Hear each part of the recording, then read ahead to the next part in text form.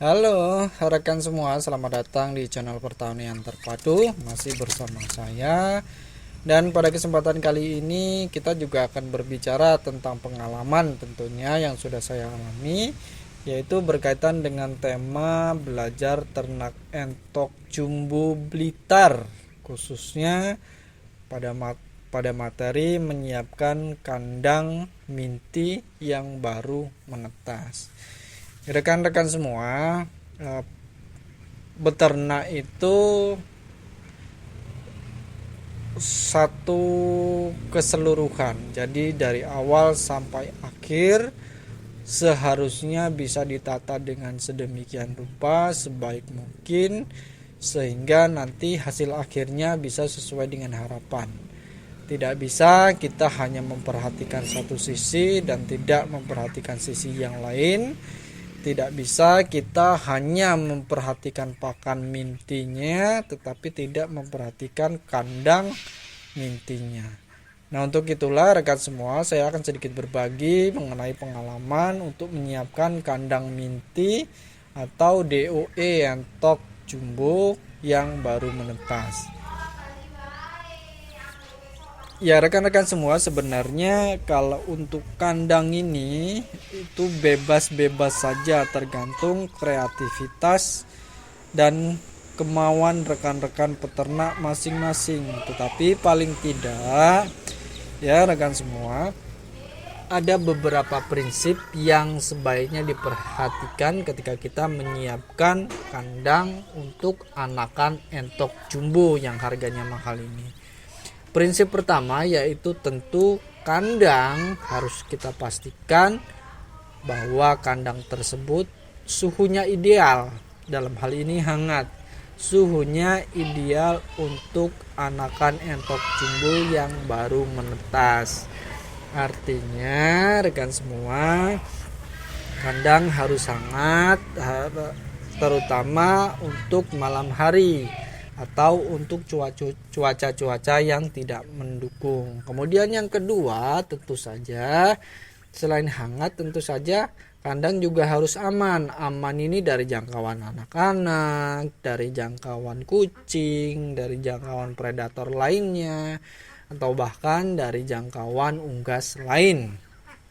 Aman ya. Nah, itu dua prinsip tersebut bisa kita pertimbangkan dalam menyiapkan apapun bagaimanapun kandang yang akan kita gunakan.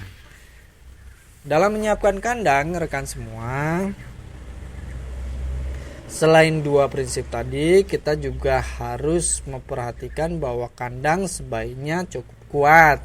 Kuat artinya kalau terjadi apa-apa tidak mudah roboh misalnya, atau bisa terlindungi dan lain sebagainya. Kemudian selain itu juga ya,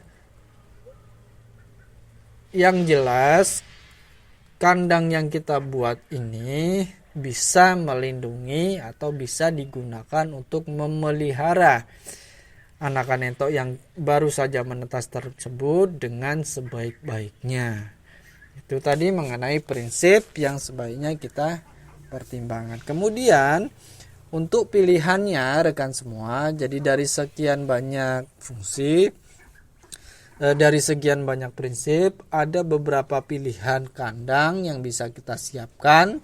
Nanti juga saya akan berikan sedikit gambaran kandang-kandang seperti apa yang saya gunakan. Nah, untuk pilihannya rekan-rekan semua, jadi anakan entok jumbo yang baru menetas ini bisa kita pelihara menggunakan kandang yang terbuat dari box kardus bekas. Sama dengan unggas lain, misalnya ayam ya, DOE ayam misalnya, DOE minti entok jumbo ini juga bisa kita pelihara menggunakan kandang yang terbuat dari box kardus bekas. Untuk kardusnya ini tentu lebarnya atau luasnya tentu bisa disesuaikan dengan populasi minti yang kita miliki, anakan entok yang kita miliki. Kalau untuk misalnya sejumlah 10 ekor, Kita bisa menggunakan kardus-kardus bekas, kemasan-kemasan yang tanggung, misalnya yang ukuran 40 cm atau 50 cm, itu juga itu bisa kita gunakan. Atau kita bisa membuat sendiri. Kita buat kotak yang terbuat dari kardus bekas. Kardus bekas ini kita manfaatkan sebagai kandang DOE dengan alasan pertama murah atau bahkan gratis. Kemudian yang kedua cukup bisa menahan suhu sehingga nanti suhunya bisa ideal, bisa kita kendalikan, apalagi kalau dalam cuaca yang kurang bersahabat ya. Kemudian ini bisa lebih aman kalau kita ada stok pemakaian sekali 2 kali bisa kita buang, dan kita untuk pemeliharaan minti bisa menggunakan kardus baru terus, kardus yang belum pernah dipakai untuk kandang. Nah, itu akan lumayan bagus untuk menjaga kesehatan minti-minti yang kita pelihara. Atau resiko dari segi penyakit itu bisa dihindari dengan cara seperti ini. Kemudian kalau kita tidak mau menggunakan kardus bekas seperti ini, masih ada pilihan yang cukup murah tetapi hasilnya juga cukup bagus, yaitu kandang DOE yang dari bahan box bekas buah, pengiriman buah.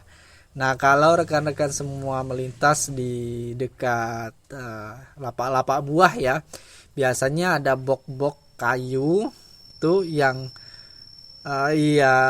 luasannya itu tanggung seperti itu ya. Ada box-box itu yang bekas untuk pengiriman buah biasanya. Nah, itu bisa kita gunakan untuk membuat kandang khusus anakan. Caranya ya tinggal kita beli, bisa dibeli, biasanya boleh beli. Kemudian nanti akan kita tutup rapat.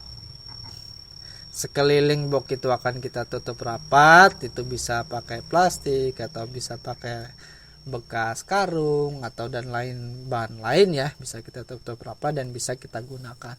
Nah, itu juga cukup efektif, cukup bagus, satu murah, kemudian portable, bisa dimasukkan ke dalam ruangan sehingga nanti mintinya itu bisa lebih aman. Kemudian pilihan yang ketiga, ya kalau kita tidak ada kendala dengan modal, misalnya kita bisa membuat kandang yang permanen, yang bagus sekalian, bisa pakai kawat streaming gitu ya, yang tebal atau yang biasa, bisa pakai kawat, atau bahkan misalnya kita bisa menggunakan buat kandang permanen pakai baja ringan misalnya. Itu pilihannya. Bisa juga dengan memperhatikan prinsip-prinsip yang sudah saya sebutkan di bagian awal. Nah, itu tadi pilihannya rekan-rekan semua. Jadi untuk menyiapkan kandang minti yang baru menetas tadi, ada prinsip-prinsip yang harus diperhatikan. Kemudian pilihannya, kita punya beberapa pilihan yang bisa disesuaikan dengan keadaan kita masing-masing. Kalau saya bagaimana? Saya menggunakan box bekas buah yang saya modifikasi. Box bekas buah itu saya beli di tukang buah, pedagang buah. Kemudian sekelilingnya saya tutup dengan bekas wadah pakan, karung wadah pakan atau kemasan pakan apa ini? Kemasan pakan kucing ya, bekas itu sekelilingnya. Kemudian bagian bawahnya juga demikian. Baru saya gunakan untuk memelihara DOE entok jumbo yang baru menetas. Saya pilih ini, pertama murah, kemudian yang kedua portable, bisa saya masukkan ke dalam ruangan. Jadi untuk tahap awal pemeliharaan, DOE saya bisa saya pelihara di dalam ruangan sehingga keamanannya bisa terjamin. Kemudian pemeliharaannya juga bisa selalu diawasi, karena memang ya minti entok jumbo Blitar ini kan harganya berkali lipat dari minti lokal, sehingga kita perlakukan seperti itu supaya kualitasnya juga tidak kalah, tidak menurun. Nah, itulah tadi rekan-rekan semua sedikit gambaran dalam menyiapkan kandang minti yang baru menetas. Mudah-mudahan untuk rekan-rekan semua yang belajar ternak entok jumbo Blitar bisa terbantu dengan informasi ini, jadi tidak ragu, jadi tidak was-was untuk masalah pemeliharaan mintinya, terutama di bagian masalah kandang. Itu saja informasi yang saya sampaikan pada kesempatan kali ini. Mudah-mudahan berkenan, bermanfaat. Mohon maaf kalau ada yang kurang berkenan dalam penyampaiannya. Terima kasih telah mengikuti video ini sampai selesai. Sampai di sini, sampai bertemu pada video selanjutnya. Mudah-mudahan minti entok jumbo rekan-rekan semua bisa sehat dan cepat tumbuh besar dan tentunya laku keras. Terima kasih.